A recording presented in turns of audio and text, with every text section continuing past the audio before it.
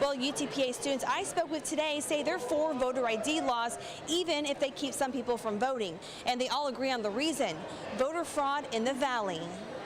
Lunchtime at the University of Texas Pan American. And I put the address of my current apartment. Students are registering to vote for the first time at this voter registration drive. So I've actually tried before in the past and I've never gotten my ID, so hopefully this time it works. The drive is also aimed at arming students with at least one of 7 forms of ID needed to cast a vote. Levy Montana is a junior, and even though her ID has kept her from voting in the past, she thinks having a voter ID law is crucial to prevent voter fraud, a crime that often makes headlines in the Rio Grande Valley. And I've seen it before in like the city I was in, and it was like publicly known that they would do that, so I'm for voter IDs. Some say the current Texas voter ID law discriminates against minority voters. Right now, the fate of the law is in the hands of a federal judge.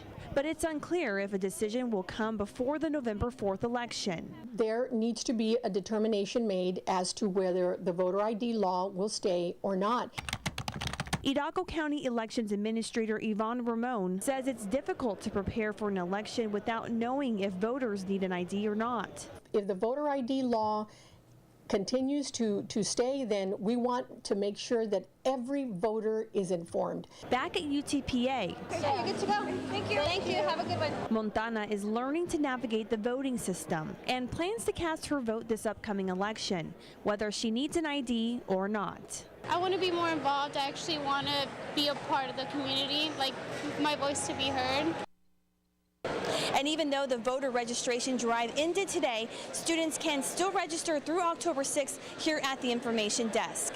In Edinburgh, Nadia Glendo, Action 4 News.